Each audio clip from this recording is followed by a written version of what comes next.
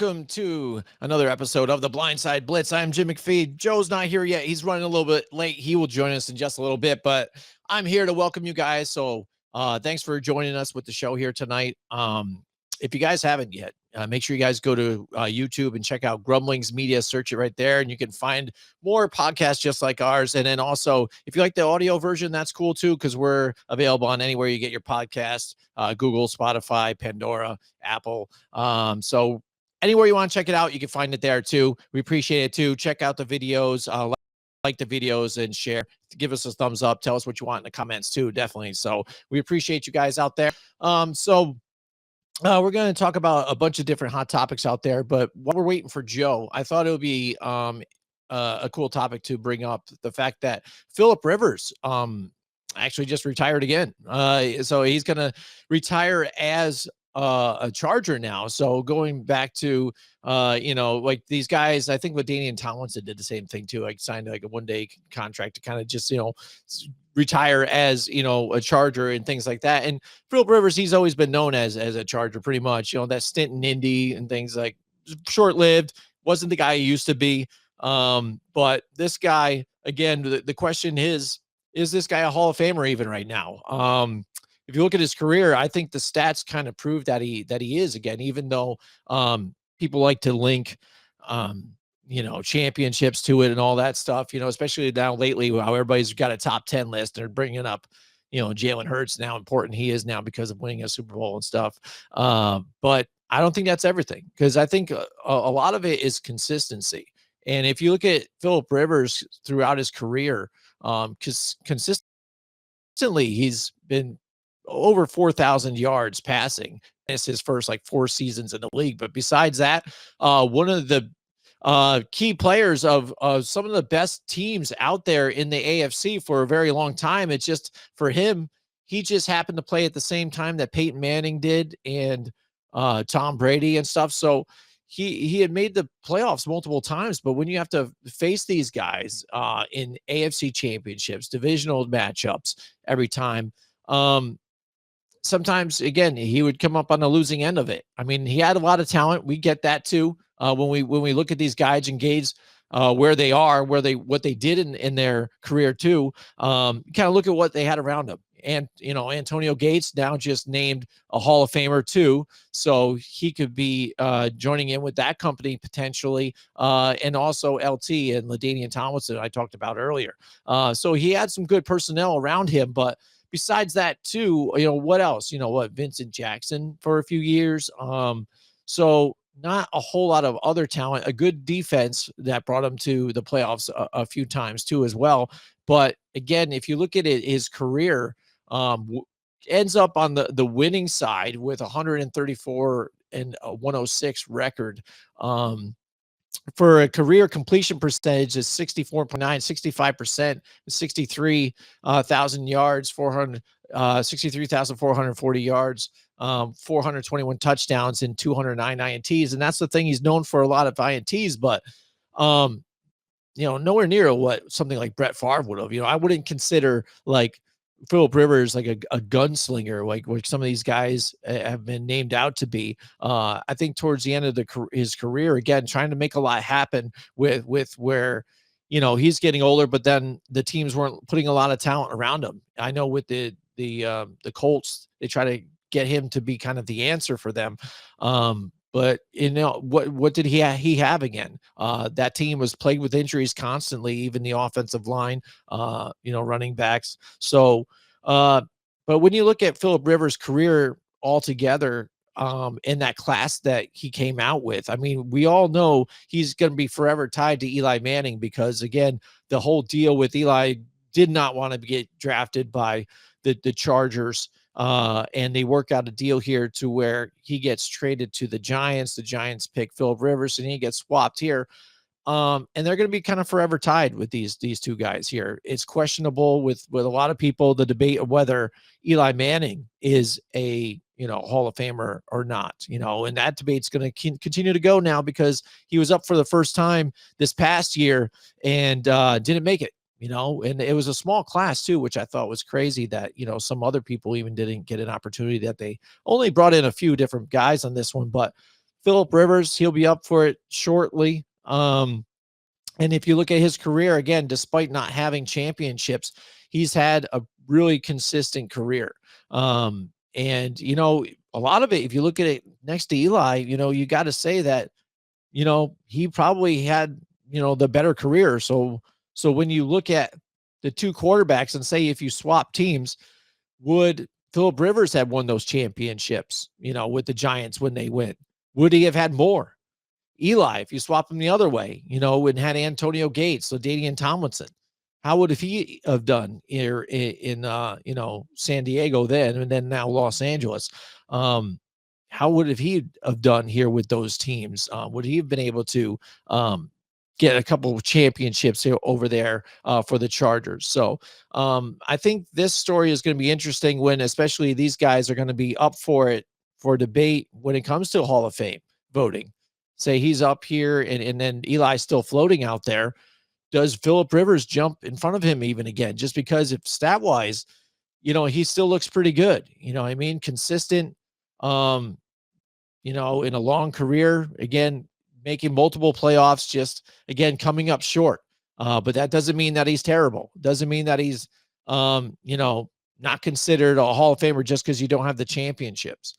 I think consistency is big.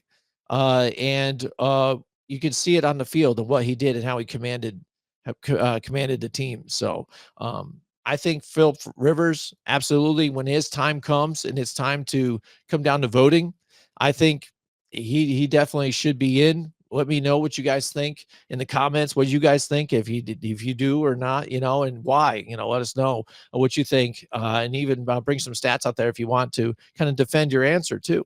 But he retires as a Charger now. So I almost forgot. It's one of those things too, when these guys he's been out of the league for a while. Then so all of a sudden a little headline pops up and they're like, hey, Phillip Rivers, he decided to retire as a Charger. Like, oh, okay. All right. Okay. Then move on. But being that this happened, I feel like it would be fun to kind of just bring this up and see what you guys thought, because like I said, the class that he came out with, Ben Roethlisberger, Eli, himself, a lot of good talent, and it's hard to find a class, that'll be like that since. I mean, we do have we have Patrick Mahomes and Josh Allen and Lamar Jackson's around, but all not in the same draft class. So it was very interesting what happened that particular draft and the talent that we got out of quarterbacks there, and what we were kind of spoiled with, I guess, for a time in the NFL, and how these guys performed. So I think it's something under consideration though. So let me know what you guys think in the comments out there. Joe will be joining us in just a little bit. So if you guys still wondering where Joe is, he's just running a little bit late. So don't worry, sit tight. He'll be in and we'll have a lot to talk about too with that. And I'm sure we'll touch back on Phillip Rivers with Joe. I'm sure he has a big opinion on that. See what he thinks. So definitely let us know in the comments out there. So let's move on. Let's move on to the Dallas Cowboys. Okay. They're still the same old Cowboys. This is what they keep doing time and time again, year after year. You hear the same stuff out of Jerry Jones. When it comes down to contracts, people ask him, hey, what are you going to do? What do you do? Hey, blah, blah, blah. It's going to get done. We want to do this. We want to do that. But then at the same time, he starts knocking the players. You know what I mean? So it's really contradicting all the time. When you're saying, hey, we want them here, but then all of a sudden, hey, who cares if they're not here? Or this guy also didn't do this for us, so why should we pay this guy this? But then you stretch out these contract negotiations so long that it's very puzzling, because you're allowing these other teams to sign and lock in those guys. And for one, that tells the player that, hey, these other teams seem to care about these guys more, and they're taking care of them and doing their deals. And look what they're getting paid, So that also brings the fact that the player is going to come to the Cowboys and be like, all right, this is what I want. We had this debate back with Dak Prescott. Again, I was debating that I liked Dak Prescott. I thought he's a pretty good quarterback. I don't think he should have been highest paid at the time. And deservingly so. And even since then, he's been pretty banged up and not been able to kind of live out some of that. He gets paid a big deal the day before the season's going to start. And this is what we're talking about. The Cowboys continue to do this. They stretch it all out, and then the day before they have to get it done, they get it done, and then they almost kind of cave anyways. And they said, all right, screw it, we're doing this. And it costs them more. And then now after the fact, they get buyer's remorse. They want to talk about, oh, well, I think Jerry Jones, when he was asked about the Micah Parsons thing and all this, and Trayvon Diggs. But they asked him about Trayvon Diggs because Trayvon Diggs now just lost another, it's not a lot, but like another like 500,000 or something like that he potentially could have gotten in his contract, that the team could just say, they don't need to find him and dock him to pay, but they decided to dock him anyways. You know what I mean? Because when he's rehabbing, he says, or has in his contract, the verbiage says that, he needs to rehab in the facilities, and he was rehabbing elsewhere. And again, per contract, he needed to be there and he wasn't. So the Cowboys are going after that 500,000. So they got to get that money back. And when Jerry Jones asked about it, he's like, well, he wasn't here, and you're supposed to, and this is what it says in his contract. So, we should, technically do that. And when it comes down to Dak Prescott and Micah Parsons,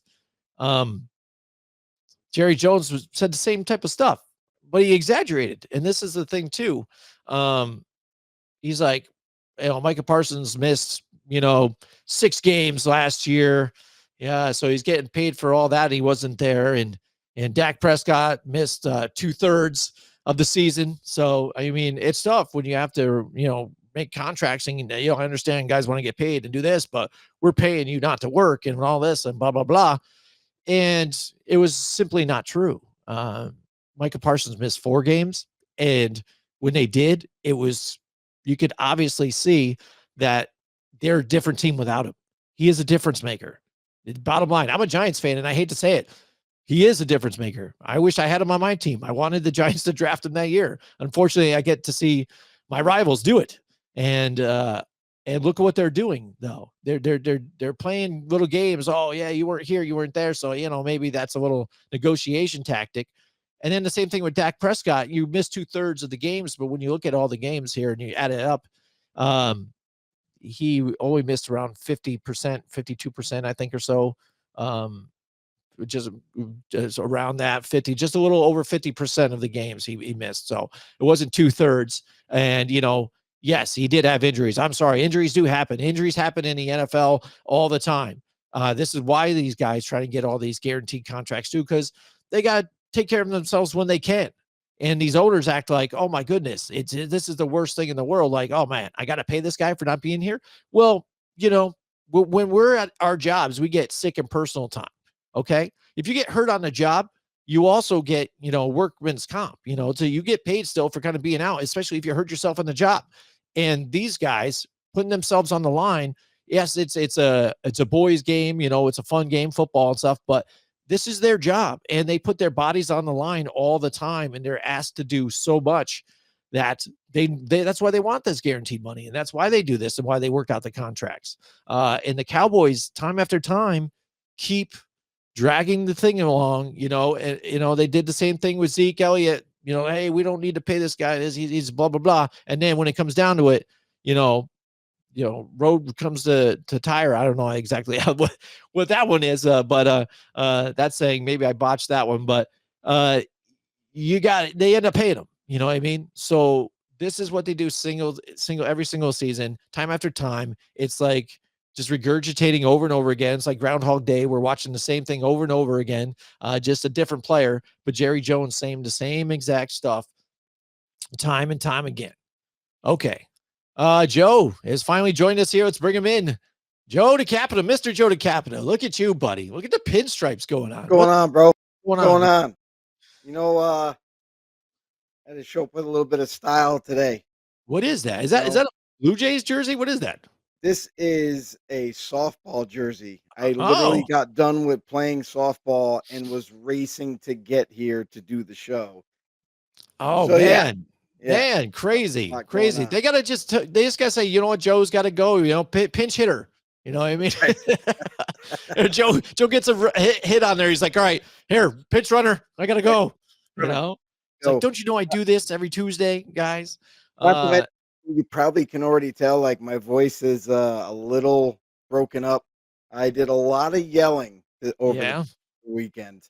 Well, I know you get fired up, buddy. You get fired up. You Do coach on your teammates, do everything with everything you That's do. right. We're talking Cowboys right now. We'll get back to Philip Rivers maybe in Do just a we little bit, have but I to brought talk up that. about the But Cowboys? Like, I think we, I the think the just Cowboys it's just fans right ridiculous, now are isn't like, it, "Oh, Joe? we're going to the Super Bowl." But do we need to re-sign Micah Parsons? Like, I was listening to a little bit of the show before, I hopped on, but it's like, here's my issue with the Cowboys. Financially, they're okay right now. They're like 31 million or so under the cap currently as we speak. Next year, they're due with the current contracts the way they are right now. Next year, they're only due to have $4 million under the cap. That's with all the carryover from the Mm, contract they've extended already. You know, we're all very curious to know, like, when this Micah Parsons deal is going to end up getting done, because it is going to get done. It's just one of these things that are just kind of taking too long. Shouldn't take this long. But I think the Cowboys right now, knowing that next year they're only going to have 4 million under the cap currently, they're going to have to do some work next year. They're going to have to redo a lot of contracts and make it more team friendly than player friendly. But this deal is going to get done. It's just at what expense in terms of guarantees. I feel like this contract, just like even the Trey Hendrickson contract, that whole scenario going on right now, they're already pretty much ironed out. The length of the yeah. contracts, the total amount of money, it comes down to the guarantees. And Mhm. TJ Watt tried to get the most guaranteed money out of everybody in the league. Came close. Still reigns supreme as Myles Garrett. 122.8 million in guarantees. Micah Parsons wants to beat that. And Dallas Yeah. Cowboys, it's time to pay the piper. You're getting to the point where you're not going to be able to lock down maybe a Deron Bland after this year. You're going to give Mhm. the money to Micah Parsons. So somebody else is going to have to take the hit.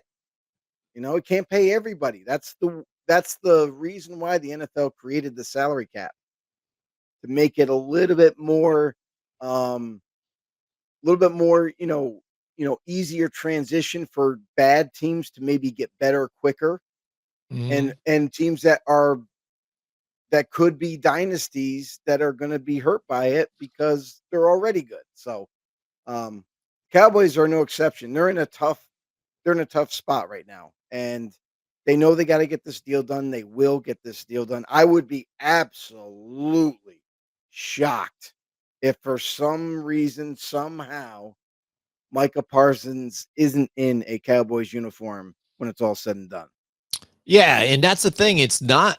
It's they're gonna get it done, and it's probably gonna be the day before the season starts again, right? But this is the You thing. would hope it gets done within the next week. Why you really jerking around with the guaranteed money even too? I mean, we get that, and that's what they're going to kind of negotiate here. But Mhm. you've got a guy that's despite that's the first time he basically got injured a little bit last year, but in his prime still a difference maker on defense. Meanwhile, these other guys on these other teams, aging players getting top dollar here. So I think you can kind of invest this guy and go somewhere with it. But you should have probably tried to do it before these other guys signed these deals, unless That's the again, thing. and I that's mean, where they keep listen, screwing up time and time again. Jerry Jones has stated this past week that he's had thoughts of maybe stepping down as the GM or the sole GM or whatever the hell his title is right now. Um, and handing some of that work over to, Steven Jones. So, Mhm. um, with that being said, Steve's gotta take the bull by the horns on this one. Like, you're right. This deal should have been done probably right after Max Crosby got his deal done. Mhm. Because then you started to see the dominoes fall. Then it was Garrett, then it was TJ Watt, and now we're here at a crossroads in Dallas. Like, now you gotta pay big time because Mhm. you waited too long. And now Micah Parsons is looking at the guys that have signed these massive contracts and their age and saying, Yeah. I'm younger than any of these guys. I'm gonna last longer than any of these guys. And look at what my production has already done. Mhm. Like, what are we talking about here? Why are we messing around? Let's just let's do what has to be done here.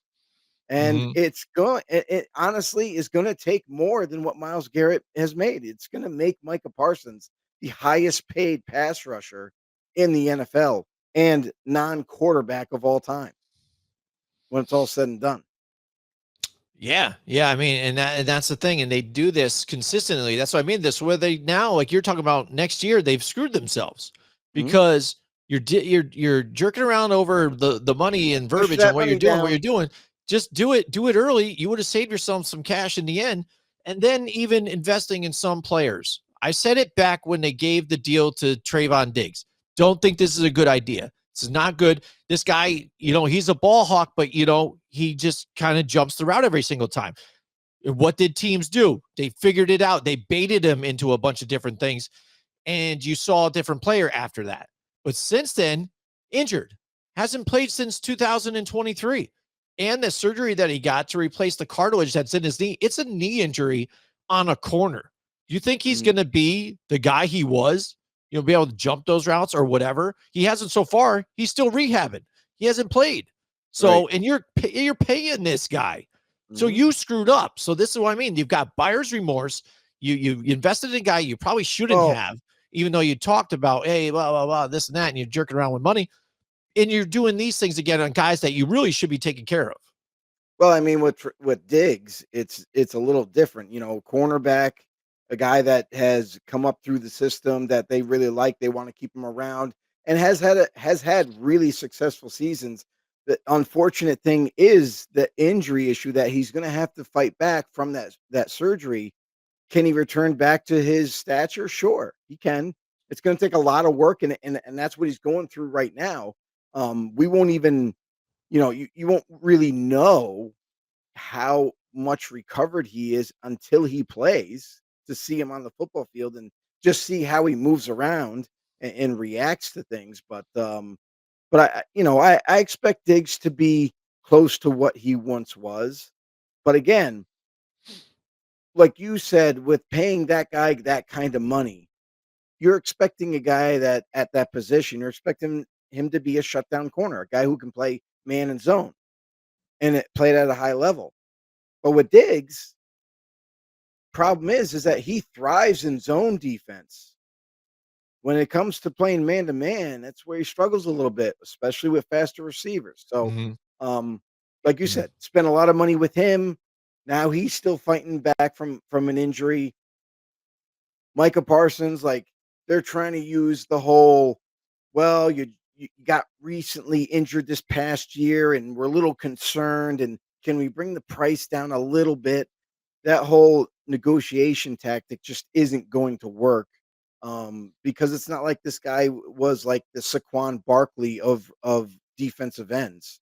He wasn't hurt all so Yeah. often to where you can make that Yeah. argument. Yeah. Yeah. So now it's like, Mm-hmm. Mm-hmm. listen, Cowboys are going to get this deal done. We all know this is going to happen. It's just going to be at what number in terms of the guarantees. Is he going to end up being Mm-hmm. higher paid than Miles Garrett, or is he gonna fit maybe in between where Bosa is and Garrett is? So it's gonna be interesting to see when it's all said and done, like what the contract looks like and in the construct of it as well.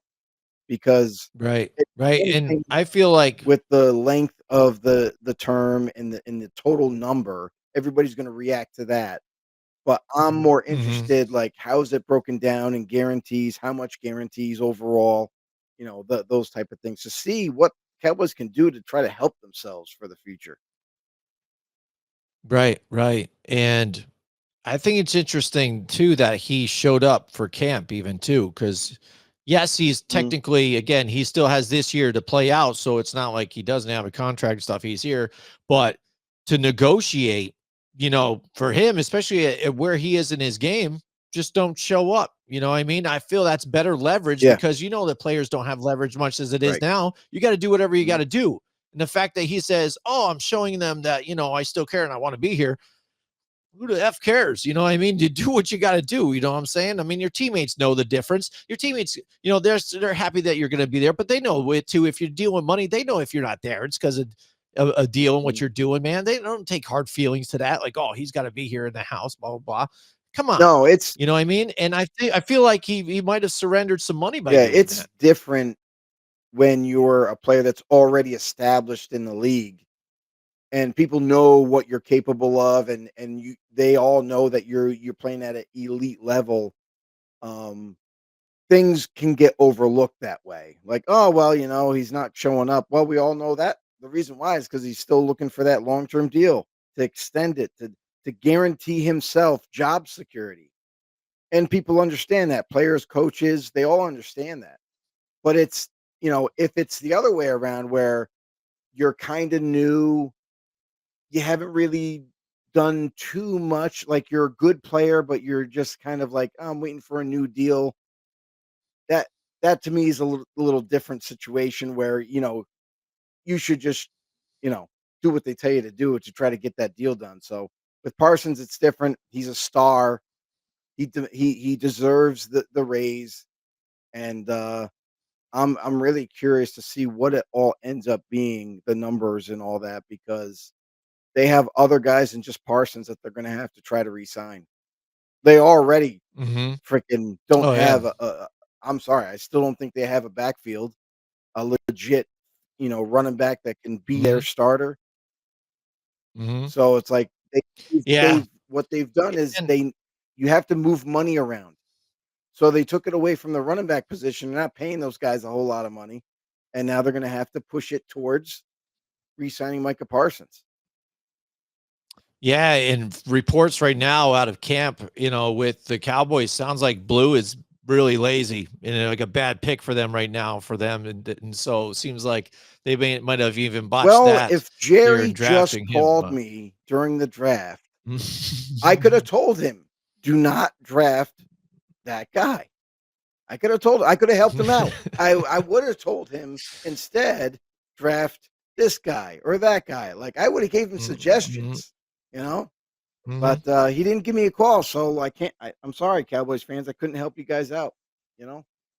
Right, right, absolutely. So let's stay on to contract talks Yeah. quick. We talked about this a little bit Mhm. last week, and it's getting even deeper now because you even kind of threw it Yeah. out there. I'm like, hey, yeah, he's been practicing with his college Yeah. teams. He's been back home and doing all that, and he's even said, hey, I'm threatening to go back to You've college heard here. this before. Well, yeah, I know too, but I mean, this is gone out of control here. Like this guy seriously is there chilling, doing his thing, working out with the Aggies and stuff. And a real meet. He's the last one, I think, in the first round that hasn't signed his deal Mhm. yet. Mhm. And like you've talked about, when you look at these contracts, I mean, there's already an agreed upon Total amount. You amount. know what I mean? They Yeah. total amount, they've already agreed upon the amount. All right. And I think I have the number here. So they've agreed about signing a 4-year deal, 18 $0.9 million, which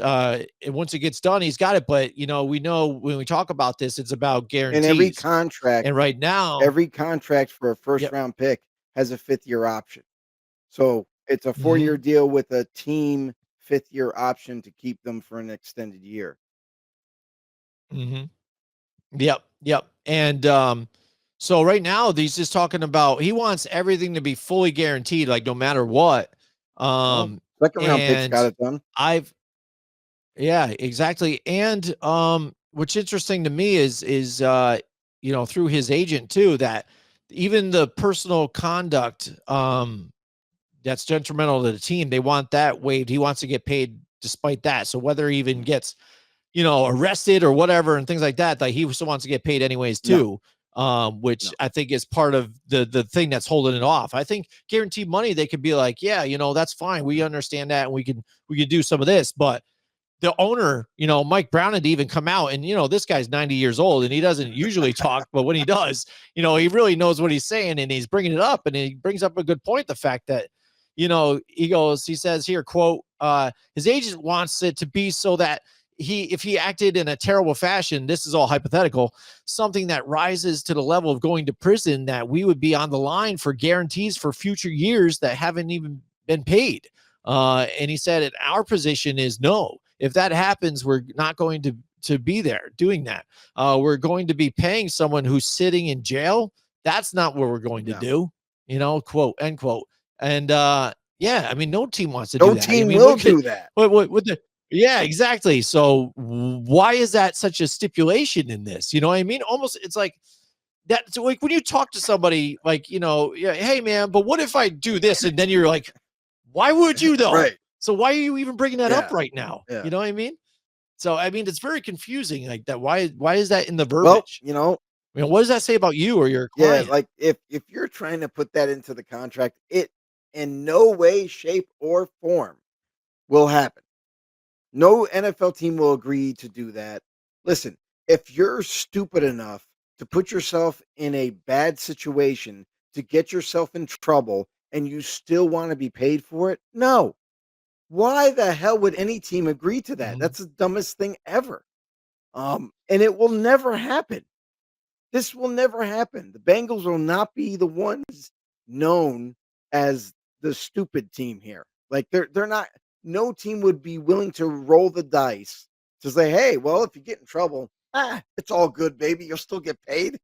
Like, no, they're not going to take responsibility for that and continue to pay you when you're missing team activities or missing games, and it's not for anything other than because you're stupid and got arrested and you're in jail right now. Like, no, no, not at all. Like this is a non-issue. This is where the agent and the player need to reconvene and really think about, hey, we probably shouldn't push this or continue to push this any further because we're just not going to get a deal done.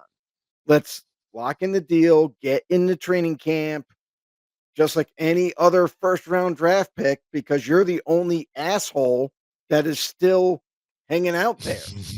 Like, and for you to make demands as a rookie, like, I'm sorry.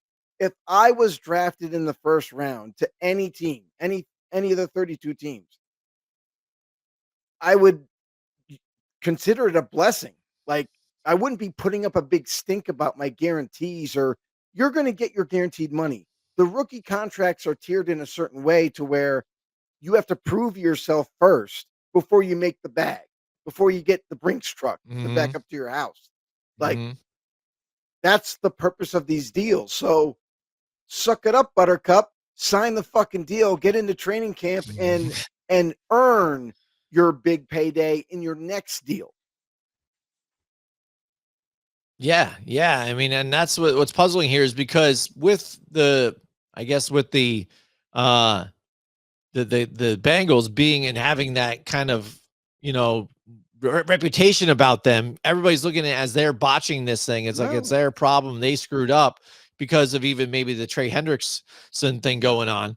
But right now you don't have your two kind of pass rusher dudes in the building right now. But I said like you're talking about, we're in total full agreement that that stipulation about the prison thing, that's got to be the thing that's kind of holding up, because that just seems like asinine and it's stupid. Like no team's going to go for No, that. I mean, look at no. what the Chiefs are going through right now. Imagine they did that. Oh my And it's gosh, what right. they're It's doing. one of these So things where the player and we've seen other players try and test the NFL and test these teams to sign a little bit of different verbiage than normal or different agreements made than normal, and they keep trying to push the boundaries to get these teams to kind of bend the knee. And Mhm. this is one of those things where, like, dude, there's just no way any team agrees to this. So even if worst case scenario is that Shamar Stewart waits to go into next year's draft and says, "You know what? We're done. I'm not going to negotiate a deal. I'm going to be, I'm going to re-enter the NFL draft." If that ever gets to that, I don't know if there's gonna be you're gonna lose a crap ton of money. That's Oh, what's gonna happen. yeah, You're not gonna yeah. be a first I round think pick. so too. You're not gonna be a second or a third. You're not even gonna be a middle round pick. You're going to be a late round pick, make dog shit money compared to these other athletes Mhm. that you should have made, and because of your bad decision making, you're gonna make squat, Yeah. Like, who's his advice and coming from? because you've been picked so low, you have to earn your way onto the roster. Mhm. So you Yeah. might have created the worst case scenario for yourself if that gets to that level. I don't expect it to. I think a deal will get done eventually. I think on Shamar Stewart's side and his agent, eventually they'll come to the realization and the realistic probability that we've asked for too much and let's just get this deal Yeah. done. So, Yeah, yeah, you're asking too much, and like you said, Joe, and the the NFL has spoken before. mhm, There's even things out there about with the collusion and stuff against the NFLPA and all this right. other junk and Yeah. stuff before. But we've seen it with the draft and even what's going on with Shador Sanders, even too. When people think it's a conspiracy where teams don't want to get this guy. Mhm, If this guy does pulls this shit off and stuff like that and does this stuff, they're gonna be like, dude, no, I don't think so. Good luck getting drafted then, right. buddy. Sit home. Right. You know what I mean? You had a first round pick Yeah. contract, Yeah. boom. There you Yeah. go. You know what I mean? Shut up, sign this, and let's Dude, get I out of mean, here. You know how what I mean? ridiculous does this sound? Like you're a 21-year-old person, right? You get Hmm. drafted and it's your dream. It's like the Hmm. ultimate dream, like, oh, I would love to do this for the rest of my life. I make millions of dollars. I play a sport. It's something I always wanted to do. You actually get drafted in the first round and you're gonna be the asshole in the room and Hmm. saying and making everything difficult, like, "Well, I'm not really interested in signing that right now because X, Y, and Z." Are you kidding me, Yeah. dude? This is your dream. Why what are you Hmm. doing? You can make the Yeah. big Well, that. money in your second deal. Prove it. Prove Mhm. that you belong Yeah. first. I just don't get Yeah. the Eh, mentality at all.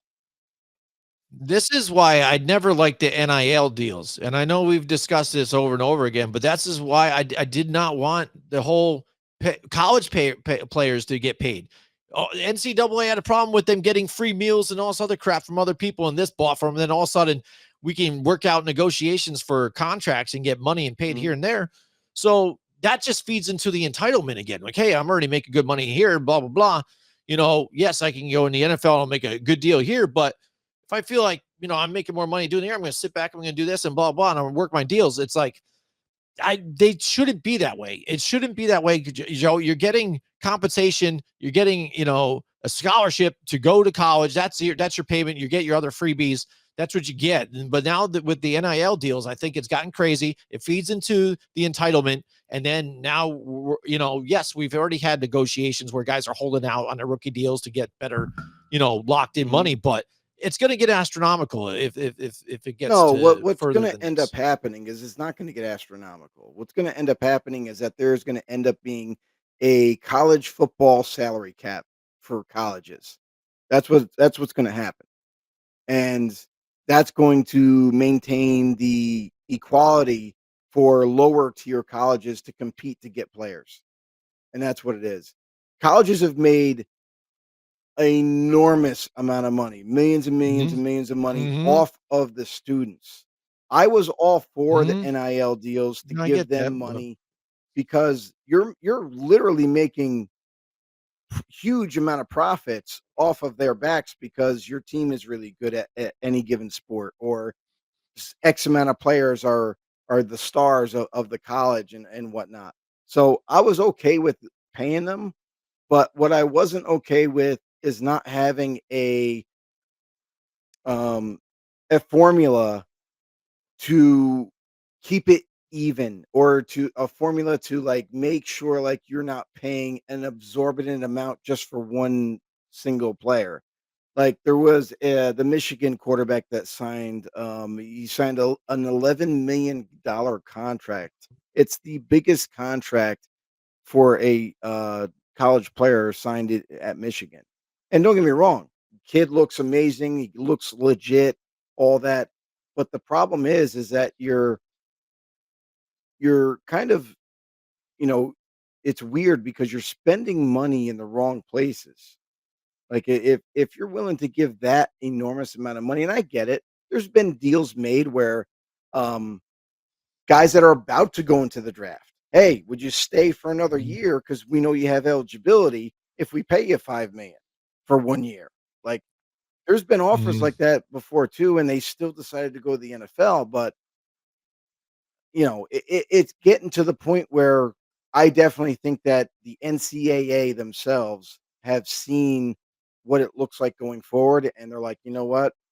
We're going to put a kibosh on this. We're going to create some kind of a salary cap for every team to where it makes it easier for lower tier teams to compete with the higher end teams. And that's kind of like I'm just reading the tea leaves. Like I don't know any inside Mhm. information. I'm just saying, like, it makes the most sense, just like what the NFL did. Same reason, same exact reason. You had dynasty type teams built, and they had all the money because they were continuing to win Super Bowls, and they gathered all that money, and all the lower teams had like squat. They didn't have hardly any money, so they couldn't really sign these big tier free agents.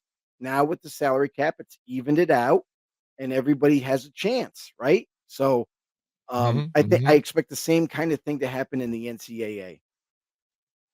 Yeah, yeah. I hope so. I hope some things change here with that. All right, so Joe, I brought this up in the beginning of the show, kind of to throw it in Yeah. there, just to get things rolling. Because I thought it was interesting too, and I don't know if you felt the same way. That when all of a sudden out of nowhere, it's like, hey, by the way, Philip Rivers retires as a Charger. I'm like, what? Like, I thought he was already gone. Like, what happened? He's still playing? That's like yeah, yeah. I'm like, he was still thinking about it. Like, what Right. the hell, Yeah. So meanwhile, we were talking about, Kirk Cousins and other things and Mhm, all this other crap out mhm. there, and Joe Flacco's getting pulled off his couch. So Philip Rivers, I threw it out there too. I'm pretty sure I think I know your opinion on this one, but Philip Rivers, Hall of Famer, what do you think? If you look back at his career now, here retiring. I hated him, first of all. I couldn't stand him as a Raiders fan. Yeah. He Yeah, just what's funny for a guy that was kind of like a godly guy or yeah, whatever, had a bunch of children and stuff, yeah, and kind of right. he really came off like a real dick, like on the field. You know what I'm saying? Like he Yeah, was I really will fiery. I will say this, he was one of the best trash talkers at the line of scrimmage. Like, if anybody has a chance, look up Philip Rivers trash talking on YouTube, and it is amazing. It's Emmy worthy, actually. Uh, but, uh but no, Philip Rivers, like, for me, honestly, like, we've done a lot of homework on Philip Rivers in the past, with both our shows, and he's a Hall of Famer to me.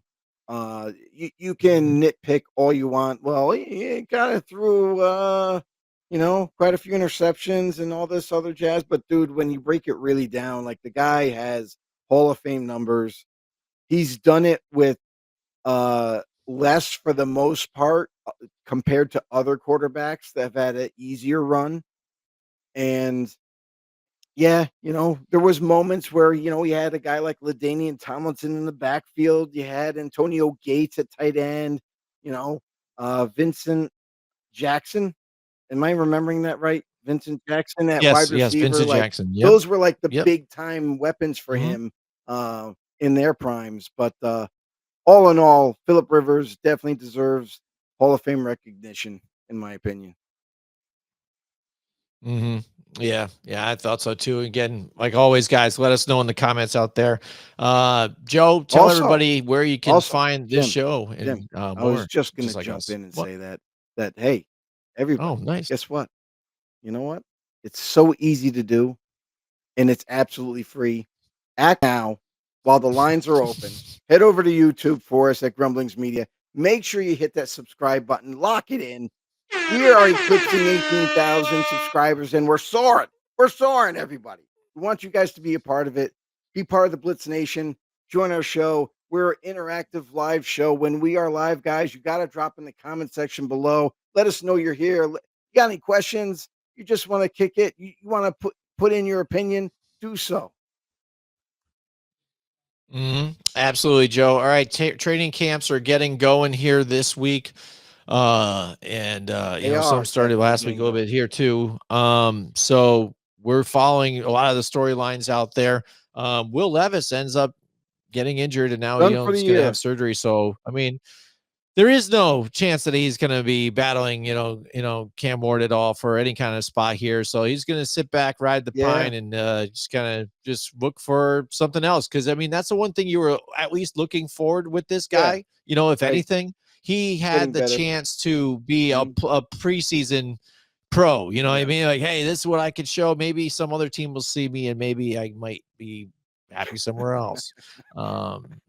But now he's going to be injured and things. So, we'll be following some of those things. Any storylines out there from training camp that you've heard right now that you're interested about? Not really. I mean, following. I know it's been pretty there's quiet. Nothing. I mean, literally, because it's so early in the training camp process. Like, guys are reporting for the most part. There's guys reporting today. The Chargers already started their training camp this week or whatnot, but there's really like no news. Like, there's no injuries yet. We know they're going to happen, but so far, nothing's been reported for like a major player or whatnot. Besides guys that have already injured, so waiting to hear from a few teams, with those guys, and there's no updates at all. Teams are keeping it pretty close to the vest so far, and like real deal details on the availability of some of these players. But as far as like news overall, it's too early to even have anything from any team. So, like you mentioned, Will Levis is interesting because when that whole thing got announced, I immediately said it's like we knew the guy was banged up before, and now that he has to have surgery, ends his season, which honestly, it's going to be tough for him going forward to ever get a true opportunity to start again. Because this happens to some players where like the new face of the franchise or future guy that they envision comes into the room, and even though Will Levis is fairly new to the league and young and all that, but like now the team's made the decision already that they are moving forward with Cam Ward. You're done, basically. That's how you look at it. Will Levis is going to try his butt off to get healthy and get back for next year, but your job's done. Like your job has already been handed to Cam Ward now. It's his job to lose 3 years from now. And in 3 years' time from now, you will not be on the Titans roster. You will be somewhere else as either a backup or maybe a guy competing to be a starter. And if you don't start then and don't earn it, then you're going to be a career backup for the rest of your career, which sucks because he's so young and he does have talent, but just hasn't been able to hone it in. Yeah. Yeah, definitely. Yeah, so I mean, that's interesting to see here with the Titans then now what they're going to do now, moving forward, how they're going to compete this year. So yeah, they're all reporting. We're going to be following some more storylines. Before we head out of here, I just want to ask you too, did you watch what's up? Real quick, update on Anthony Richardson. He's due to come back and practice, guys. He's going to be ready to go for training camp. Obviously they're going to take it easy with him, but he is hungry. He said that he wants he's tired of hearing the naysayers out there that he can't be a starting quarterback in this league. Guess what? We're one of them. But we'll see if you can prove us wrong there, Ant. Yeah, he's got a bit of a hill to climb too as well with that. So did you watch any of the new season of Quarterback I watched it all on Netflix? Did you watch the whole thing? I binged it, honestly. Hey, you son of a bitch. Yeah, I'm just not a binger, but I watched it. I watched episode 1. So let's talk about episode 1 quick. Episode All 1. right.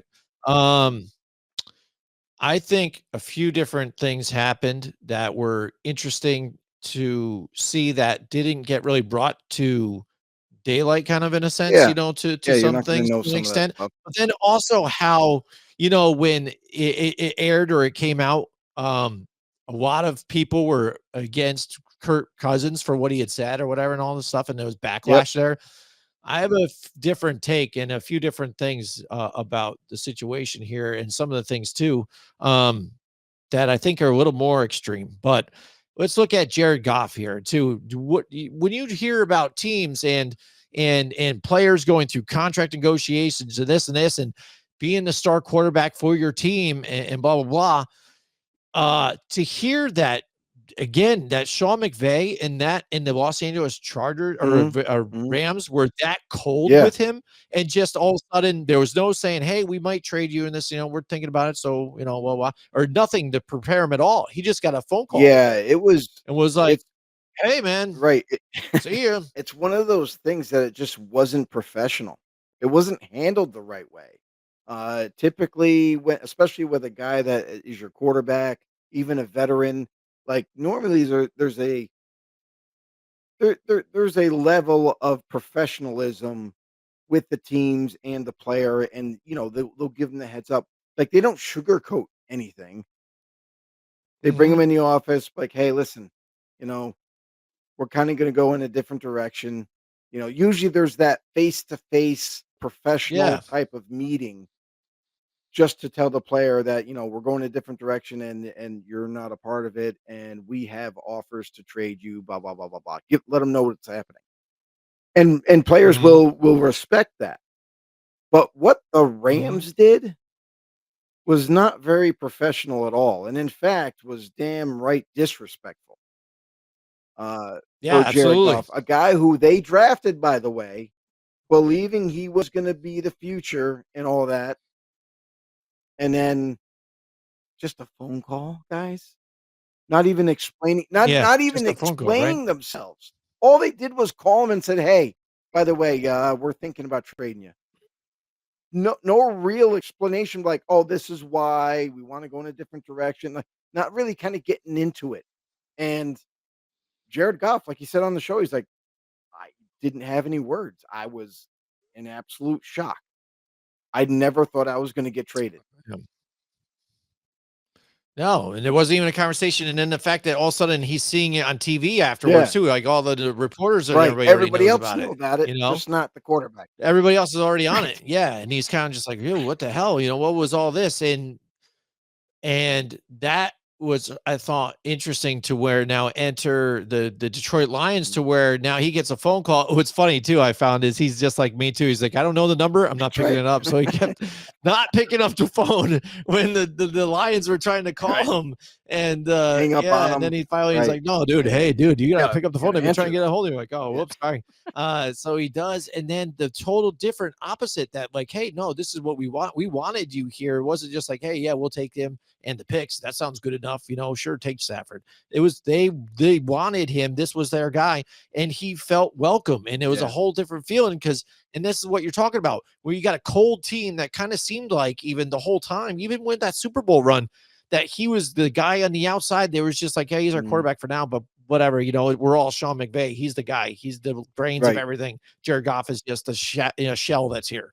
Um, and they just invited him and he just felt like at home, and that's a whole nother feeling, and that's why I think we're even getting this type of Jared Goff. He had pretty good numbers even before, people were still knocking him before, but now what he's doing now is on another level, and that shows you how when you get an organization that's behind you and kind of treats you like family too, you know, that changes things. And Yeah, that's different for sure. for quarterbacks, especially if they're struggling, where we've Mhm. seen different players now, Sam Darnold, even, Baker Yeah. Mayfield, not do well at some other organizations that are even known as bad organizations. Maybe they're Stephen Cold. Go somewhere that said, hey, we're trying you out because we want you here, man. We're excited because we really think you do good. Those other guys screwed Yeah, up. so We love you here. So come right. on, man. Sometimes it all it takes Roll out is the red a carpet. change in environment, and to have a coaching staff and front office to really support you, that's what was missing in LA. And Jared said that. He was like, "I never felt support like that. When I went to Detroit, when I got traded, I showed up, I met, the coach, I met the staff, I met some of the players when I arrived, toured the stadium, all that jazz."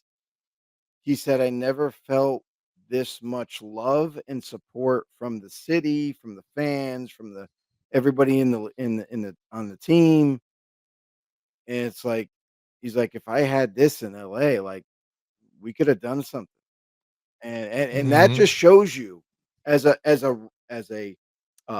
Rams fan, as a even a Lions fan, their perspective on all this, that sometimes if you don't have the backing, even though the team picked you in the draft, it's just not the right fit. Sam Darnold Right. is a perfect example. This guy's been thrown to every team, like, he's been thrown around like a rag doll on rosters until he found a home with Mhm. Minnesota, and they believed in Yeah. him. And he was not only was he Mhm. became the starter, but had a his best year of his career. Now leading him to go to Seattle to get that big deal. We'll have to wait and see if he can continue down that path, but, just like you mentioned, like Baker Mayfield, Yeah. bouncing around as well, and then Mhm. finding a home in Tampa. The guy is one of the best Mhm. quarterbacks in the league right now, Mhm. and Mhm. he's in Tampa. It's like these Yeah. these they the teams might have viewed them as projects, you know what I mean, or little bit of development Mhm. needs to happen, right? But they gave up on these guys too early. They just Yeah. threw them Yep. away like toys, and Mhm. now Mhm. they're thriving at other places. It's like, you Yep. Yep. morons. How did you Mhm. for being professionals, in their craft, GMs, doing the draft and all that, and then you got scouts. It's like, for being these professionals and these so-called experts, you guys just gave up that quickly, and now you can't reap the benefits. Embarrassing. Yeah. Oh, I know. All right. Now moving on to Kirk Cousins quick again. Now second Captain season Kirk. that he's on it. Um for him with the headline being that he was like, oh, he was, shocked that they drafted a quarterback Yeah. and things, which I'm I cope with. I understand that. I'm fine. I vibe with that because people are like, oh, you gotta expect it. They can't just, say that you're the guy or whatever. Mhm. But when you're having negotiations with these people and when you're having these talks, because you're talking about moving your family that's been in Minnesota for a Right, very long time right, in that right. house. He built a room just to hold his Mhm. Lombardi trophy if he, in fact, had to Yeah, get it, happened to get it and all this other stuff. So to uproot him, like he was even thinking about staying in Minnesota, but they wouldn't give him a long-term deal. So it was like kind of year to year. And he's like, I can't do that with my family. I don't want to do right. this. I want to go maybe just here now, Atlanta. He's already got ties to Atlanta. So his son is even named after, Ted Turner, stuff like that. So Turner. So uh decides like, hey, all right, well, Atlanta's probably the place then. They want to do a longer deal. I can move my family all out to Atlanta now. We could start new here and be here for a few Mind you. years. So I'm not worried about that. Yeah. So you're worried. He's talking about a family. Right, He's not talking about, hey, right, myself. right. I expected to be this guy because I'm going to be the guy, and I'm going to take you Yeah. there. He wanted to do that and make sure everything was good with his family because he's that sort of dude. Mind you, on top of all that, um, they have ties, they have family in Atlanta.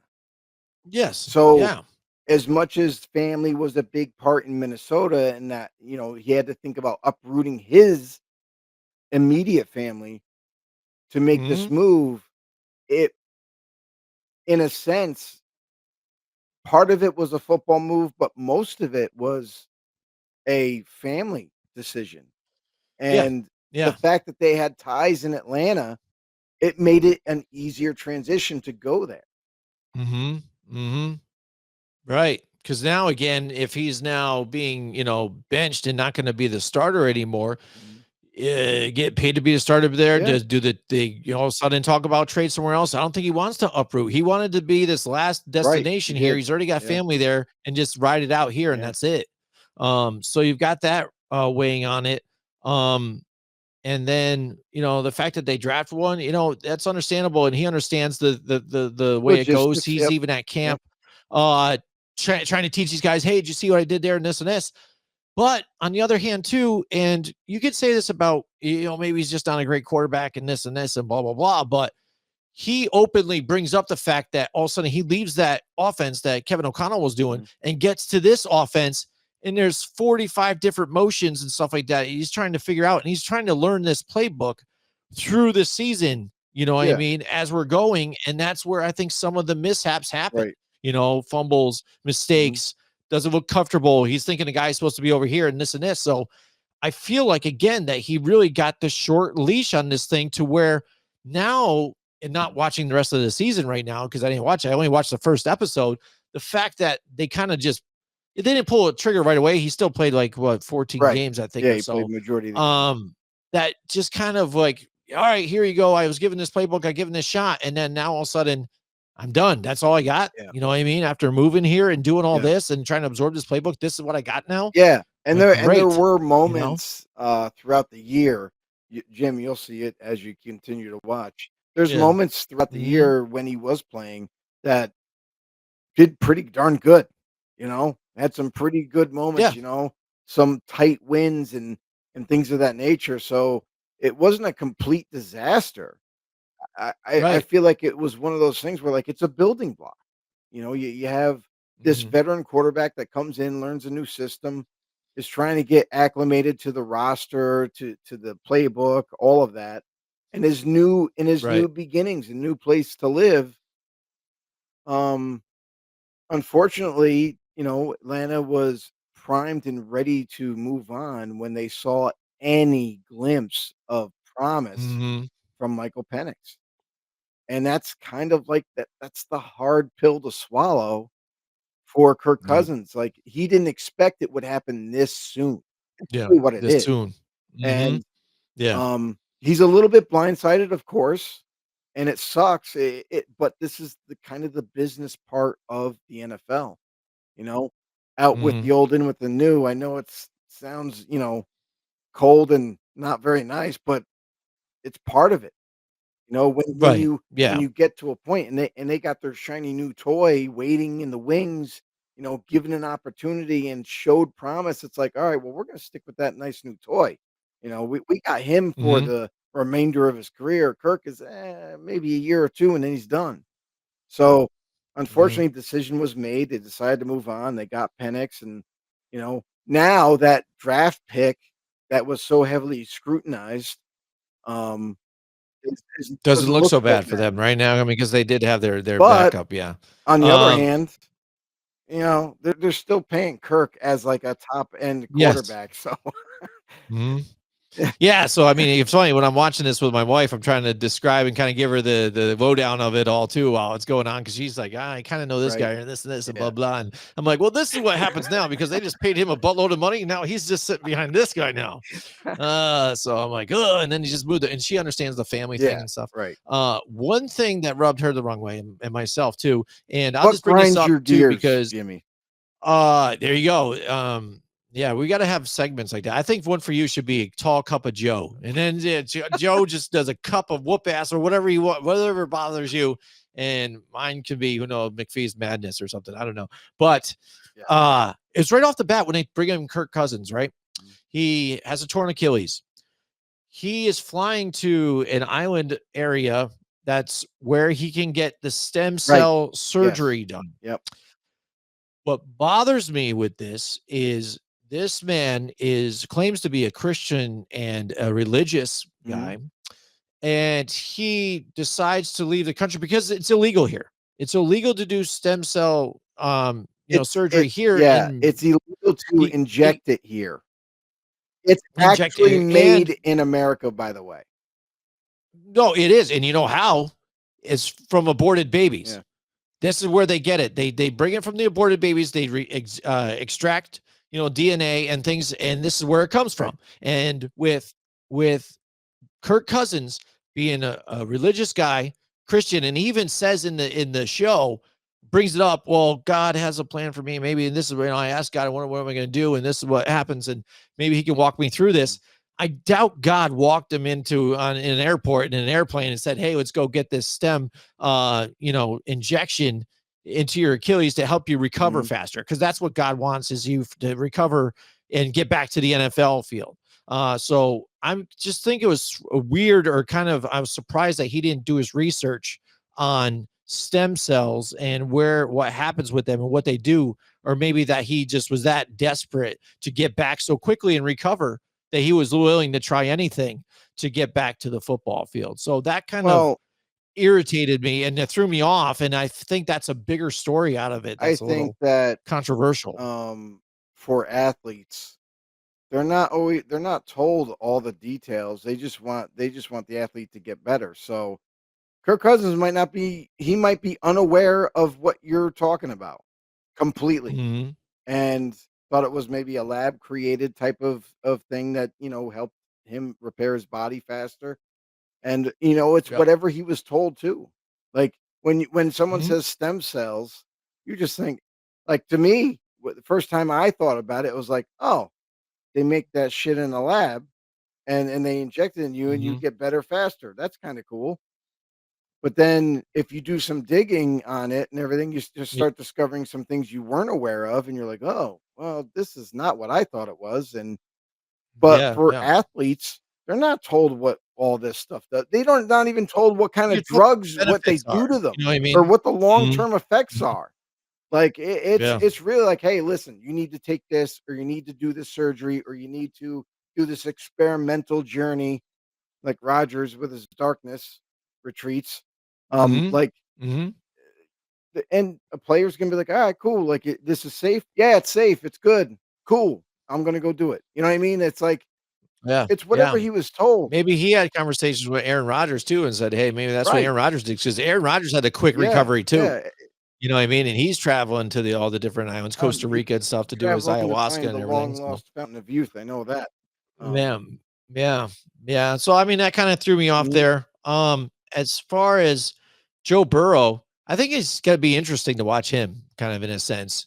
I think he's the more even keel out of everybody. I think with Kirk, you're going to get the emotional up and down, which we've seen. Jared Goff, you're going to see the wicked highs of how they performed last year with 15 wins, 15 wins and 2 losses. Yeah, exactly, dude. Crucial, because and it's brutal, because you kind of watch that in the receivers show when you were watching Amon-Ra St. Brown, and they were just cruising, and all of a sudden they just lost, and it was like, man. But with Joe Burrow, it's different, because he's kind of his own kind of cool cat, just, single, only child. You see how he was raised with his mom and his dad and everything. And now for his rehab, he's trying to play piano and stuff like that. So I think it's interesting to see on the peel on the backside with him and how he does stuff, because he's not a family man and stuff like that. He's not doing all that. So what does he do in his spare time, and who is he compared to the guy that we see, out and about? Because he's not super, he does the style thing, kind of, when he goes to the, galas and all that stuff, but he's not doing like Patrick Mahomes does, you know what I mean? Out there and then flashing into this and blah, blah. It doesn't have a loud mouth wife going crazy. So, and it's funny to hear the stories about his mom doing everything for him. So he's like, oh, maybe I might be able to wash a load of, laundry one of these times. He's like, but I hate it. So it's funny to hear those stories and stuff. So I'm excited to watch the rest of it. But my first take on the first episode, couple of big lines, that I saw so far of that, and the prequel into this whole thing getting started. So I thought it was a good first episode. Got me to watch another one, but again, it was getting late, and I had to get. I can't help it, man. I really can't help it. As I started watching it, bro, I just couldn't stop. Couldn't stop. Yeah, no, I get it. And what's funny is, with my wife and I, we always kind of try to trade off on the TV and stuff, because I barely get to watch it, or if I do, I barely want to, but when I do, I'm like, that's what I want to watch. I'm going to watch, this quarterback show. But then my wife gets an opportunity to watch TV too. The one time that she's not busy, it's like, what do you want to watch this, or what do you want to watch? And then he ended up scrolling forever. He can't find a goddamn thing, and then he was like, "Fuck it, we're just gonna go to bed." You know what I mean? So I just put it on. I took a shot in the dark, and she ended up watching it with me. So who knows? Maybe I'll get a chance to watch some more upcoming. Nice. So yeah, that's it, Joe. Yeah, I'm glad that you were able to join with us tonight. Listen, I had to try to make it. You know what I'm saying? So did you guys win the game at least? No, we didn't. Oh, bummer. I actually showed up late to that too. Yeah, it wasn't good. But anyway, you know what is good? Is my 2 flag teams made it to the chip, by the way. All right. Yeah, nice, buddy. Yes, Again. So nice. we're gonna try to finish it up this Sunday. You like that? Right. You like that? I'll let you guys know what happens next week. But before we leave you guys, really appreciate all the love that we've been given. Really appreciate all the comments. But listen, by the way, you have to comment, guys. We want to respond to you. We want to hear from you guys, what your opinions are. If you have any questions, whatnot. We know you guys watch the show. We really do appreciate the love. Make sure you head over to YouTube for us at Grumblings Media. Hit that subscribe button for us. Also, do not forget while you're there. Very simple. Hit that thumbs up. It does help us get noticed by more people. We are eclipsing 18,000 subscribers and soaring, baby. We want you guys to be part of the Blitz Nation. We'll see you in the next one. All right, guys. Like Joe said, yes, absolutely. We appreciate you guys. We love you, and we will see you. Hey everybody, this is Big John from Grumblings Media, and I just want to say thank you for watching our content. If you want to support our efforts here at Grumblings Media, just smash the subscribe button right here, totally free, or just go ahead and consume more of our great content. Click either one of these 2 boxes.